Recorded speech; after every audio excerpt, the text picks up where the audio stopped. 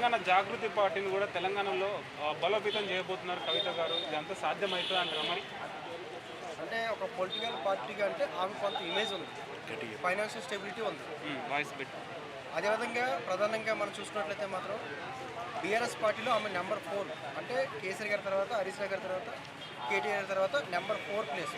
So జాగృతి ఏవైతే స్వచ్ఛంద సంస్థ ఉందో ఆ స్వచ్ఛంద సంస్థ ద్వారా ఆమె లాస్ట్ 12 ఇయర్స్ చేసిన ఏవైతే గ్రాఫ్ ఉందో ఆ గ్రాఫ్ కూడా ఇప్పుడు ఈమెకి సపోర్టెడ్గా ఉన్నారు. సో ఈ రెండు అంశాలు. ఇంకో అంశం ఏంటంటే తెలంగాణ రాష్ట్రంలో ఒక ప్రాంతీయ పార్టీ లేదు. మన తీన్మార్ మల్లన్న గారు పెట్టారు పార్టీ. ఆ పార్టీ తప్ప ఇంకో ప్రాంతీయ పార్టీ లేదు. ఎందుకంటే కాంగ్రెస్ పార్టీ జాతీయ పార్టీ, బీజేపీ పార్టీ జాతీయ పార్టీ, బీఆర్ఎస్ పార్టీ జాతీయ పార్టీ, మూడు కూడా జాతీయ పార్టీ. ప్రాంతీయ పార్టీ అంటూ లేదు. సో ప్రాంతీయ పార్టీకి స్కోప్ ఉంది కాబట్టి కవిత గారు పార్టీ పెట్టచ్చు, పెడితే వర్కౌట్ అవుతుంది అనే ఆలోచన రావడానికి ప్రధానమైన కారణం. ఇప్పుడు జాగృతి పార్టీ అనేది ఒక ఓన్లీ బీసీల పార్టీ అంటారా మరి? నేను బీసీల పార్టీ అని నేను అనుకోను. బీసీలు పెడితేనే అది బీసీల పార్టీ అవుతుంది. వేరే వాళ్ళు పెట్టి బీసీ పార్టీ అనేది ఎలా అవుతుంది? సో బీసీలు పెడితేనే అది బీసీ పార్టీ అవుతుంది. సో దేవేంద్ర గౌడ్ గారు పార్టీ పెట్టారు, అది బీసీల పార్టీ పెట్టుకోవచ్చు. సో బీసీలు పెడితేనే బీసీ పార్టీ పెడుతుంది. ఎవరో పెట్టి అది బీసీ పార్టీ అంటే అది వర్కౌట్ కాదు. సో బీసీ నినాదం అనేది ఎత్తుకున్నారు. సో బీసీ నినాదం అనేది కవిత గారు ఎత్తుకున్నారు, బీసీ నినాదం అనేది తీన్మార్ మల్లన్న ఎత్తుకున్నారు.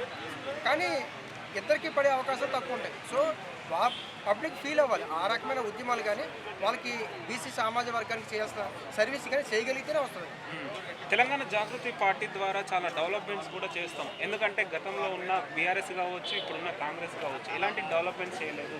జాబ్ క్యాలెండర్ కూడా రివీల్ చేయలేదు అనేసి కూడా ఆ అంశంతో ఇప్పుడు పోరాడుతున్నా అనేసి కూడా కవిత గారు చెప్పుకుంటూ వస్తున్నారు. ఇదంతా సాధ్యమైతే అంటారు మరి?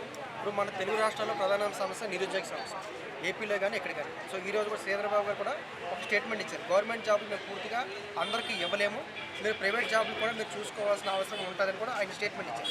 సో ఆ వాతావరణం చూసుకుంటే నిరుద్యోగులు ప్రధానంగా బలంగా ఏదైతే తెలంగాణ రాష్ట్రం కోసం నిరుద్యోగులు బలంగా పోరాటం చేశారో ఇక్కడ నిరుద్యోగం అంశం, బీసీల అంశం, రెండు అంశాలు కూడా ప్రధానమైన అంశాలు. సో పొలిటికల్గా ఇన్ఫ్లుయెన్స్ చేసే అంశాలు. సో నిరుద్యోగుల అంశం కూడా ఇప్పుడు ఆమె ఎమ్మెల్సీగా ఉన్నారు కాబట్టి ఆ రకమైన స్కోప్ అంటే క్వశ్చన్ చేసే రైట్స్ ఉంటాయి. సో మా పార్టీ అధికారంలోకి వస్తే మేము ఇస్తాము అంటే ఆ ట్రస్ట్ ఇంకా కవిత గారి మీద రాజీనామా కూడా కోరారంట కదా. రాజీనామా చేసి 4 months అయింది. మొన్న మండలిలో రాజీనామా చేసి.